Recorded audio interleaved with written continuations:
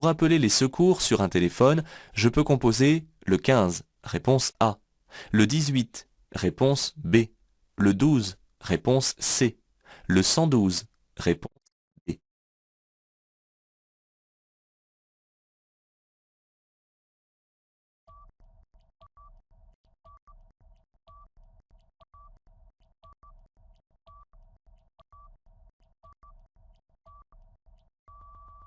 On finit par ne plus s'y retrouver avec les divers numéros mis à disposition.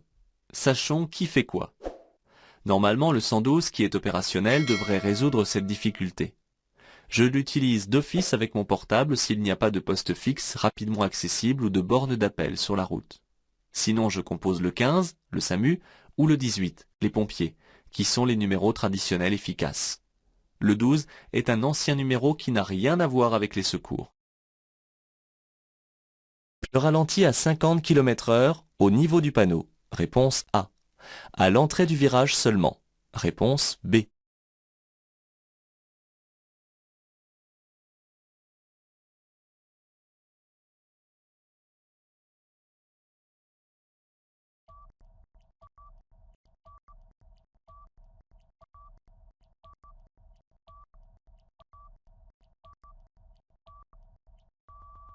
Il ne faut pas s'embrouiller avec l'endroit où les panneaux prennent effet. Le danger est situé à 150 mètres de ce qu'il annonce et une prescription prend effet au niveau du panneau. Sachant cela, la lecture de la signalisation est facile. Le virage annoncé à 150 mètres m'oblige à ralentir dès à présent à 50 km/h. Ce panneau indique une obligation d'aller tout droit. Réponse A. Une impasse. Réponse B. Une priorité ponctuelle. Réponse C. Un sens unique. Réponse D.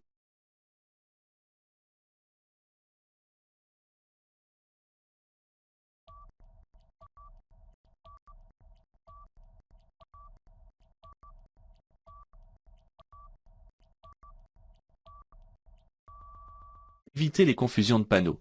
Il est nécessaire de savoir exactement ce que signifie ceci.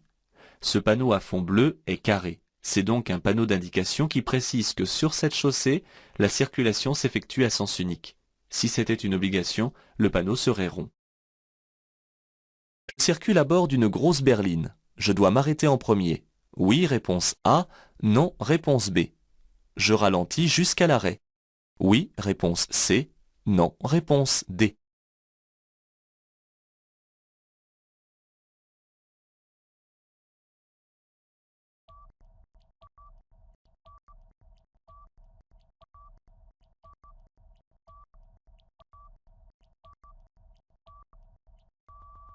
Facile de retenir la règle des croisements difficiles. À catégorie égale et sur le plat, il n'y a pas de règle, donc pas d'erreur possible.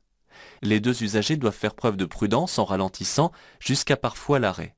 Ensuite, il convient de voir pour qui c'est plus facile ou moins risqué de serrer au maximum ou de choisir une place d'évitement.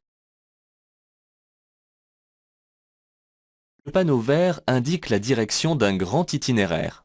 Oui, réponse A. Non, réponse B. Le panneau blanc indique une direction locale. Oui, réponse C. Non, réponse D.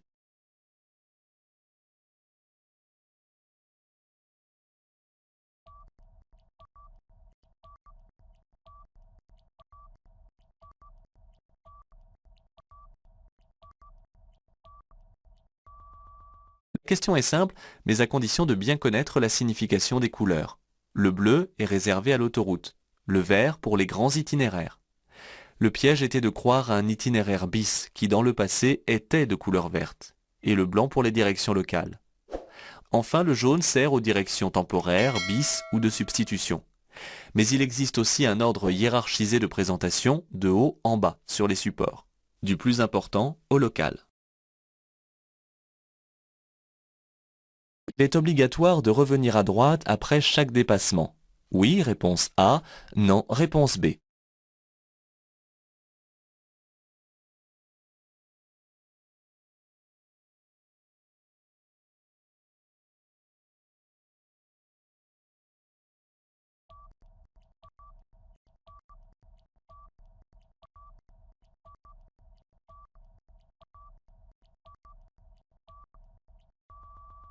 Contrairement à ce que l'on peut croire, et c'est là le piège, je suis autorisé à rester dans cette voie tant que je dépasse, surtout si l'espace entre deux véhicules à droite est insuffisant ou trop juste pour se rabattre. Je suis d'autant plus en sécurité ici du fait que la chaussée est à sens unique. Sur une route à double sens, je dois rester très attentif et disposer de beaucoup d'espace libre. Je pourrais dépasser après avoir croisé le cycliste. Oui, réponse A. Non, réponse B.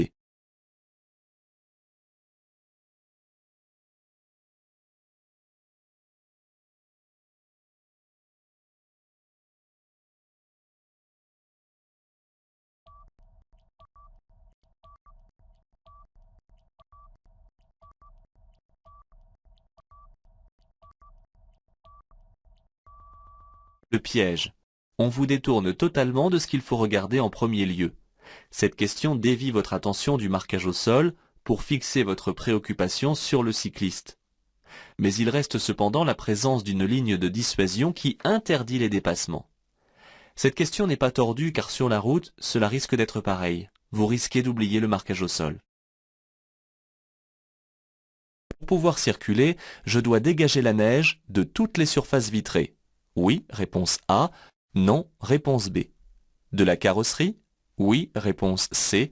Non, réponse D.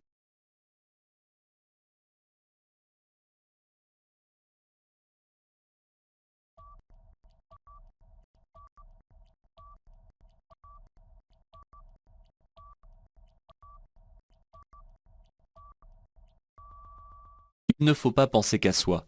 Les autres doivent aussi bénéficier de votre égard. Si je laisse de la neige sur la carrosserie, je vais en effet en projeter autour de moi tout en circulant. Raison pour laquelle je dégage toute la carrosserie de la neige qui la recouvre. Il va de soi que je nettoie toutes les surfaces vitrées. Attention donc de ne pas faire les choses à moitié. Si je ne respecte pas les distances de sécurité dans un tunnel, je risque de perdre des points. Oui, réponse A. Non, réponse B.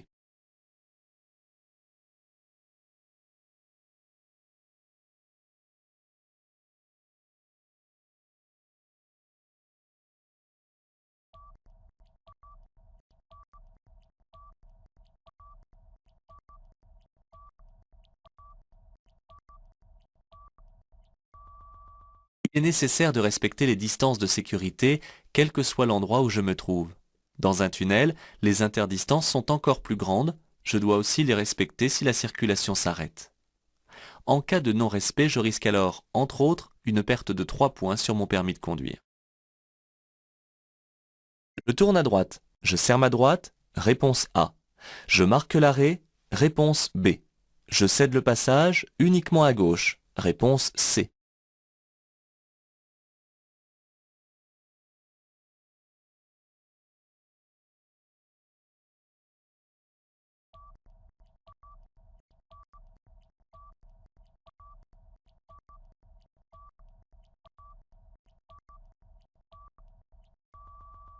Attention à cette question, elle tient compte du fait que les usagers circulant sur l'axe principal sont autorisés à dépasser en traversant une intersection protégée. J'aborde une intersection régie par un panneau de stop. Avant de marquer l'arrêt, je me place en serrant ma droite.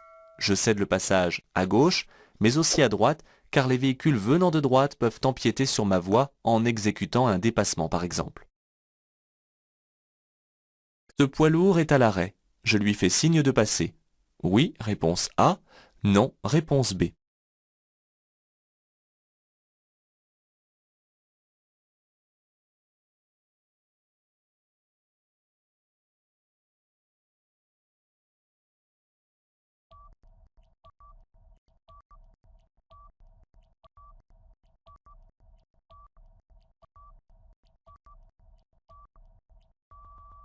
Explorer l'environnement et essayer de comprendre avant de répondre trop rapidement. Le geste est courtois, mais cela ne fera pas pour autant passer ce poids lourd. Des feux tricolores gèrent l'intersection, et ils sont peut-être en décalé afin de fluidifier le trafic. Le poids lourd est donc certainement à l'arrêt au feu rouge. De ma voie de stockage, je contrôle une dernière fois et je passe pour tourner à gauche. Après ce panneau, la vitesse maximale autorisée est de 90 km/h. Oui, réponse A. Non, réponse B. J'accélère franchement. Oui, réponse C. Non, réponse D.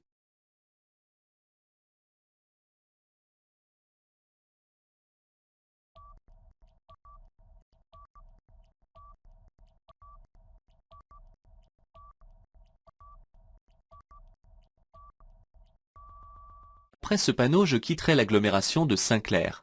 La vitesse maximale autorisée hors agglomération, sur une chaussée à double sens de circulation étant de 90 km/h, je pourrais accélérer. Mais j'aborde un virage. Aussi, j'attends avant d'atteindre cette vitesse maximale. J'allume les feux de détresse. Oui, réponse A. Non, réponse B.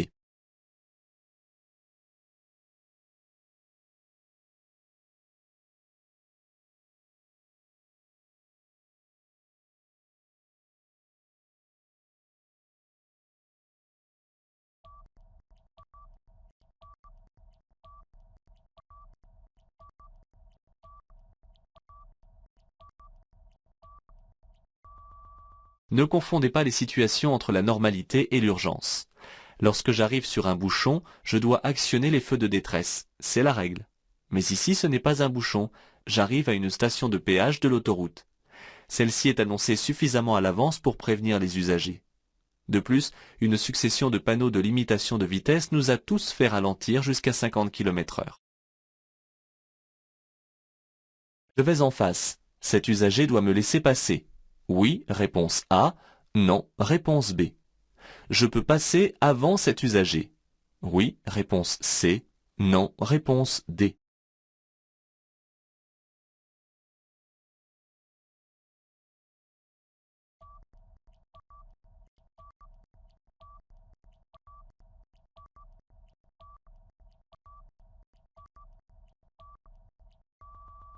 Double question qui déstabilise, car on s'attend ici à devoir répondre non à la deuxième proposition. Cet usager doit effectivement me céder le passage car il va couper ma trajectoire.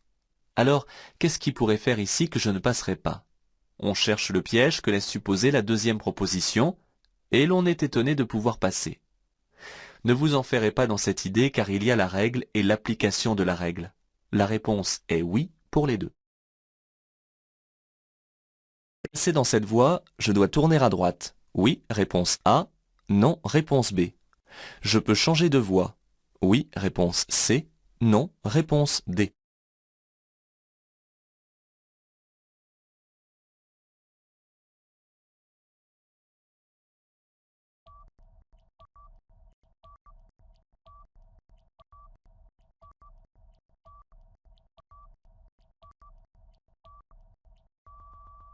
À l'approche de l'intersection, des flèches de sélection sont matérialisées au sol, m'indiquant la direction à suivre. Ici, je tourne à droite. Pour l'examen, puis-je encore changer de voie? Je commence par regarder dans le rétroviseur. J'ai déjà dépassé une flèche. Je regarde autour de moi, la circulation est chargée. Même à l'épreuve pratique, je ne change pas de voie car je vais alors gêner. Il aurait fallu me placer plus tôt. La visibilité est bonne dans ce virage. Pour bien le négocier, je serre à droite tout du long. Réponse A. Je longe la ligne médiane en début de courbe. Réponse B.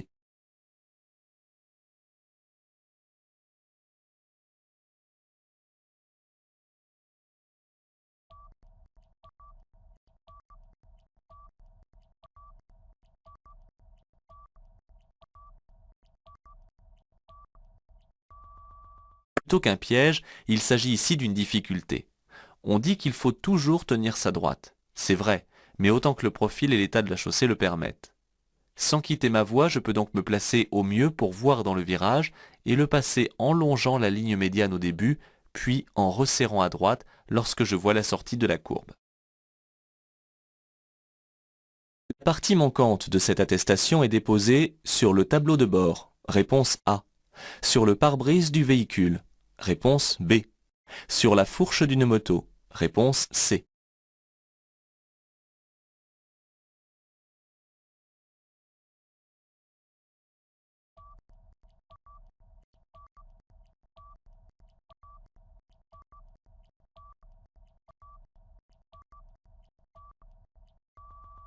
L'attestation d'assurance est composée de deux parties, l'une qui reste avec le certificat d'immatriculation du véhicule et qui doit être montrée lors d'un contrôle routier.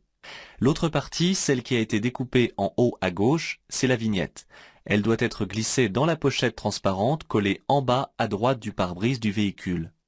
Le piège de la question, c'est que vous devez savoir où cette vignette doit être apposée si votre véhicule est une motocyclette. Elle doit être collée sur la fourche ou sur le guidon. Je tourne à droite. Je dois marquer l'arrêt au niveau du feu. Oui, réponse A. Non, réponse B. Je peux passer avant un usager arrivant de la gauche. Oui, réponse C. Non, réponse D.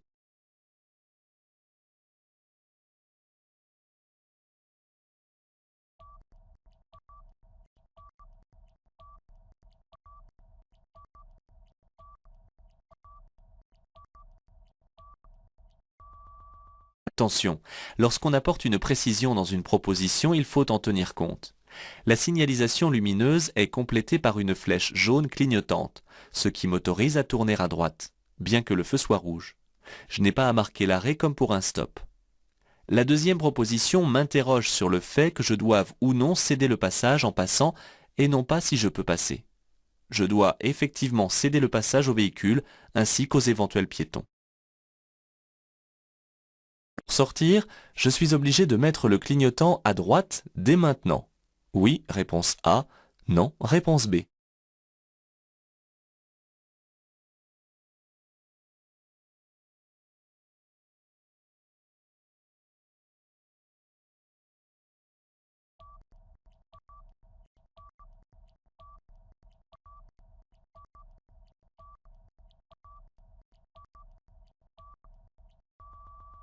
Le changement de direction doit être signalé afin de prévenir les autres usagers de mon intention. Mais le piège, c'est qu'il ne faut pas non plus s'y prendre trop tôt, car l'information risque alors de ne pas être comprise. Les autres usagers pourraient croire que mon clignotant est resté bloqué. J'avertis entre 200 et 300 mètres avant de sortir, c'est suffisant. Les cônes placés sur la ligne médiane servent à guider pour observer une bonne distance de sécurité. Réponse A. À délimiter ma voie de circulation. Réponse B.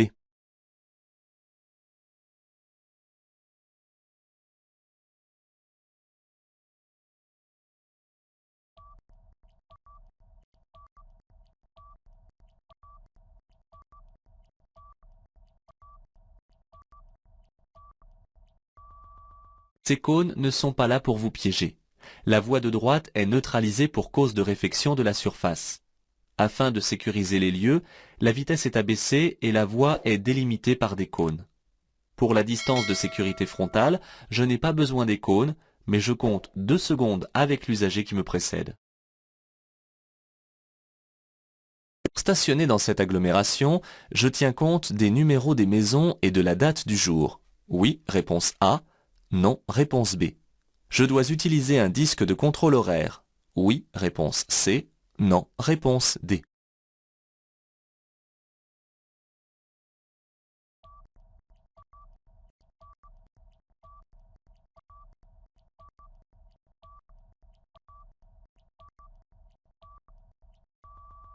Attention à ne pas oublier une information donnée par ce panneau de zone. Il y a des chiffres et un symbole. J'entre dans une agglomération où le stationnement s'effectue par alternance semi-mensuelle. Pour savoir de quel côté stationner, il faut en effet tenir compte de la date et des numéros des maisons. Mais la durée horaire est aussi limitée, comme l'indique le symbole du disque, dont je dois me servir en le plaçant derrière le pare-brise. Je passe, réponse A. Je m'arrête, réponse B.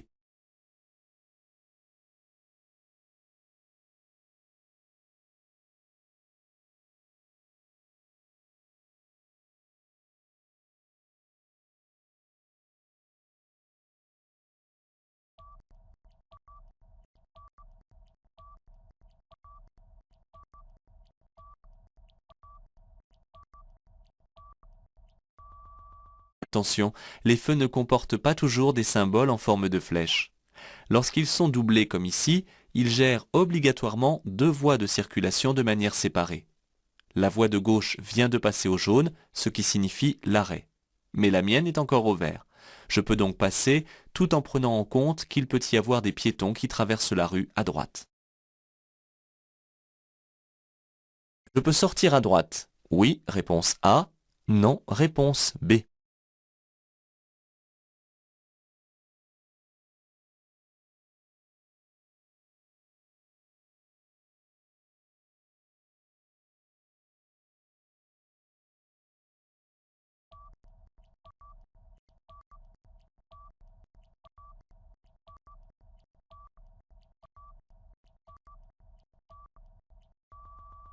La chaussée est en travaux et la voie de droite est neutralisée.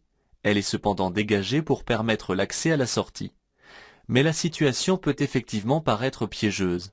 Je regarde à côté de moi pour vérifier la présence ou non d'un véhicule de chantier, je me place à droite après le cône et je sors.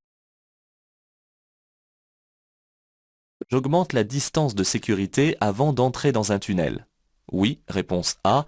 Non, réponse B.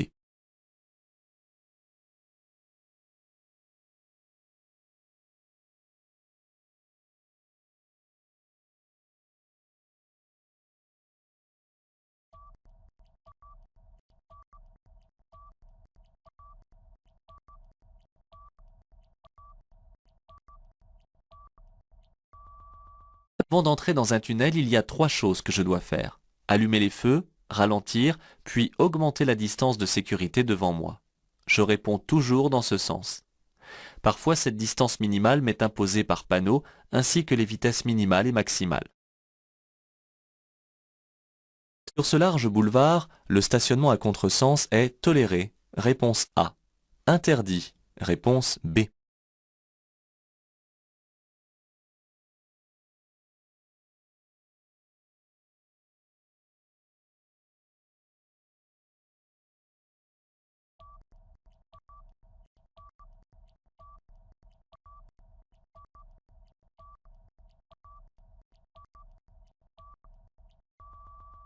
Ce n'est pas la largeur du boulevard qui détermine la possibilité ou non de stationner à contresens de la circulation. Ne tombez pas dans ce piège grotesque. C'est tout simplement interdit, sauf si la rue est à sens unique. Cet usager est donc en infraction. Le dépassement est interdit immédiatement après le panneau sur une distance de 100 mètres. Oui, réponse A. Non, réponse B. À 100 mètres. Oui, réponse C. Non, réponse D.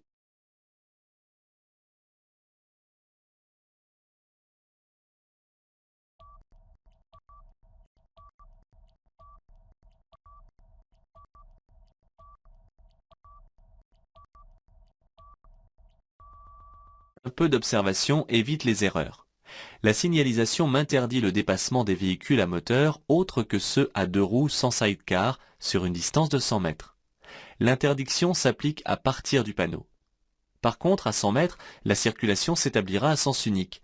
Je bénéficierai alors d'une voie supplémentaire pour dépasser. Cette étiquette identifie le niveau de pollution de mon véhicule. Oui, réponse A. Non, réponse B.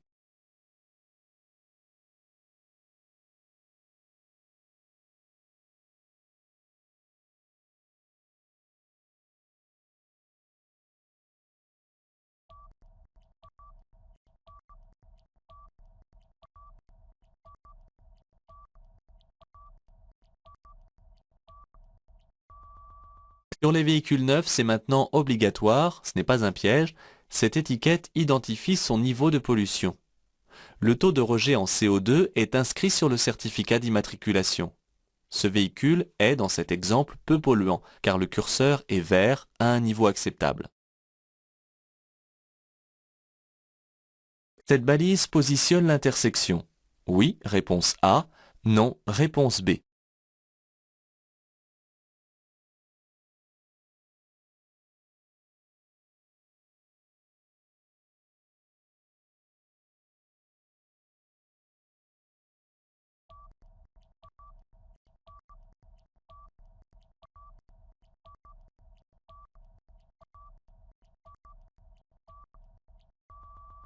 Ne confondez pas les balises et ne vous laissez pas leurrer par l'endroit où elle est implantée, car ce n'est dû qu'à une coïncidence. La balise de position d'intersection est en effet dotée d'un anneau rouge. Celle-ci est la dernière avant le passage à niveau visible à 50 mètres.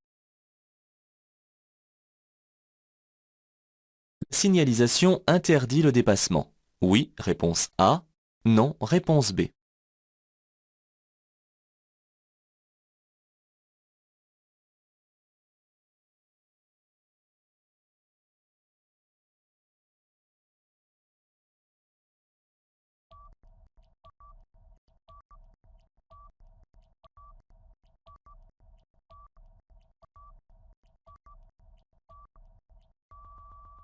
Les panneaux limitent la vitesse des usagers sur ce tronçon de route à sens unique. Le piège serait de croire qu'ils puissent interdire également le dépassement, cette vitesse étant réduite.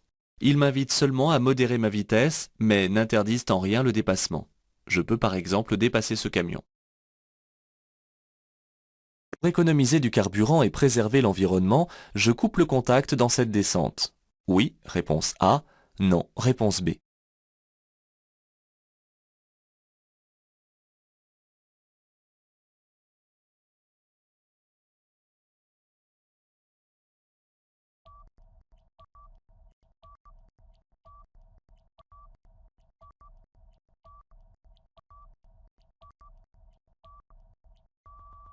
Coupant le contact, on ne consomme plus de carburant. Mais c'est un piège dans lequel il ne faut pas tomber, car dans ce cas la sécurité n'est plus assurée. C'est très dangereux.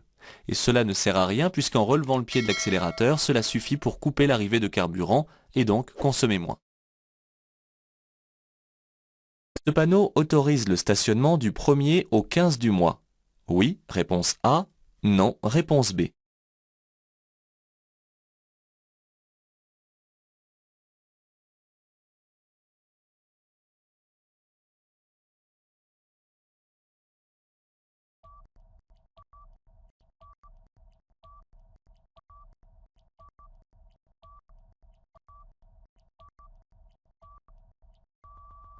Ne cherchez pas les côtés pairs ou impairs des rues.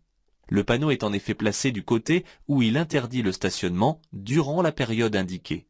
Cela simplifie le problème du stationnement semi-mensuel alterné.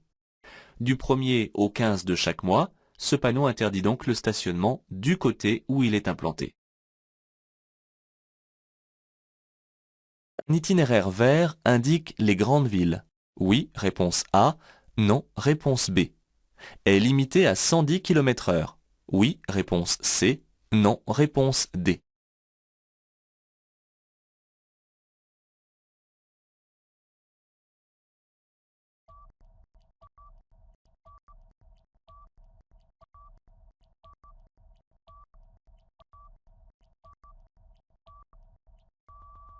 Attention aux certitudes. Grand itinéraire n'est pas synonyme de grande vitesse. Ces directions en vert indiquent les itinéraires reliant les grandes villes. Les panneaux blancs orientent sur les directions locales. Un itinéraire vert peut emprunter une route à deux voies à double sens de circulation, tout aussi bien qu'un large axe routier à chaussée séparée. Un panneau vert n'indique donc en rien la limitation de vitesse en vigueur sur l'axe désigné. Dans cet espace, je peux m'arrêter pour répondre à un appel téléphonique. Réponse A. Consulter une carte routière. Réponse B. Appeler en cas de panne. Réponse C. Me reposer. Réponse D.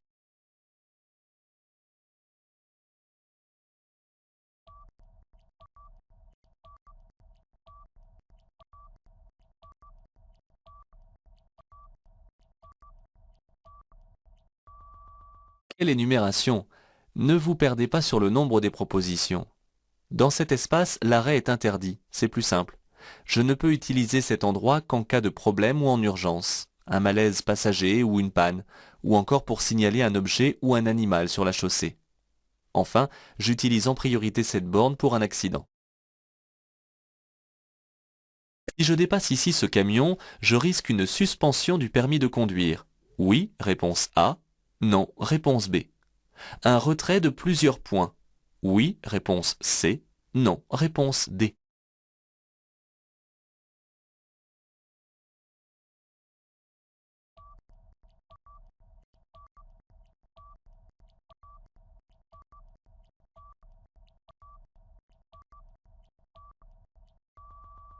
Si vous ne savez pas bien, estimez la dangerosité.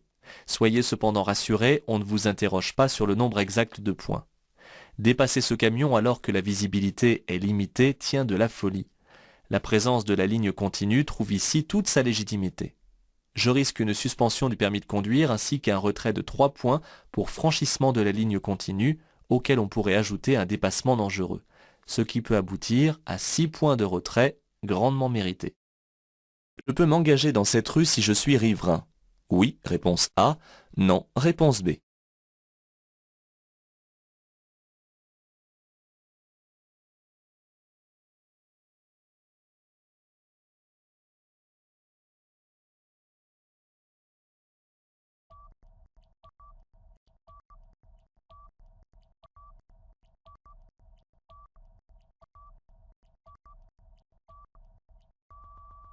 Attention, lisez bien toute la signalisation. Une rue barrée n'est pas toujours totalement interdite à la circulation. Si j'habite cette rue, la situation est claire. Je peux m'engager puisque le panonceau précise l'exception au sens interdit pour les riverains. Sur autoroute, les panneaux de danger sont placés à plus de 150 mètres du danger signalé. Oui, réponse A. Non, réponse B.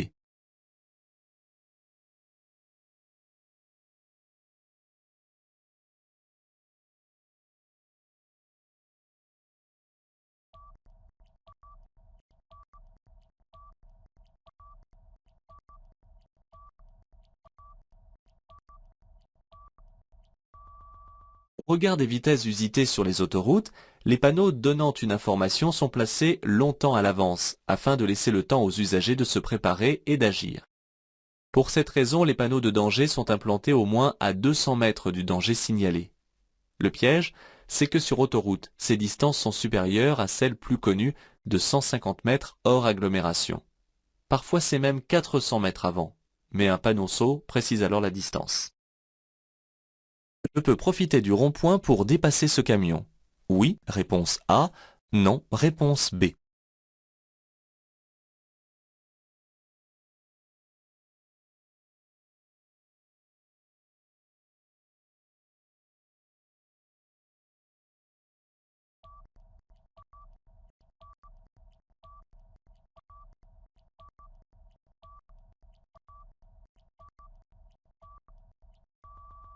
Avant toute chose, sachez qu'un rond-point n'a pas pour vocation de permettre les dépassements.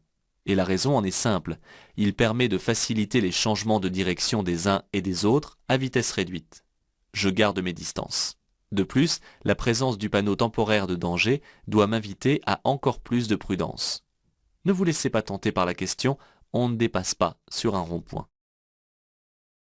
Je circule sur la route départementale 112. Oui, réponse A. Non, réponse B.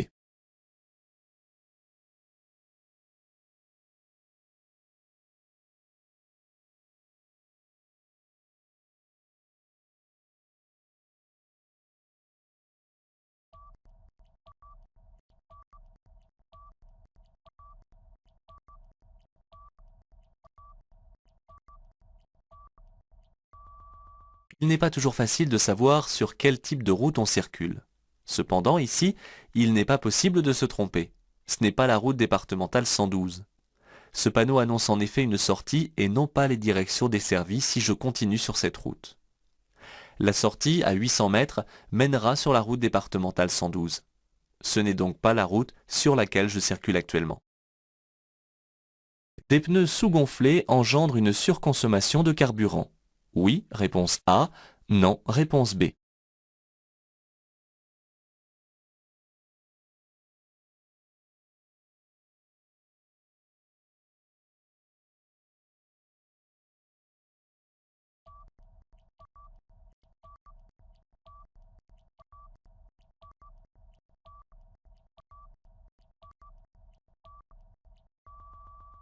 Contrairement à ce qu'on pourrait croire, il vaut mieux rouler avec des pneus surgonflés, ceci pour des raisons à la fois économiques et sécuritaires. Une pression trop basse de 25% augmente de 10% la résistance au roulement et de 2% la consommation de carburant. Des pneus sous-gonflés affectent également la tenue de route du véhicule et la distance de freinage. Je peux stationner sur l'accotement de gauche. Oui, réponse A. Non, réponse B.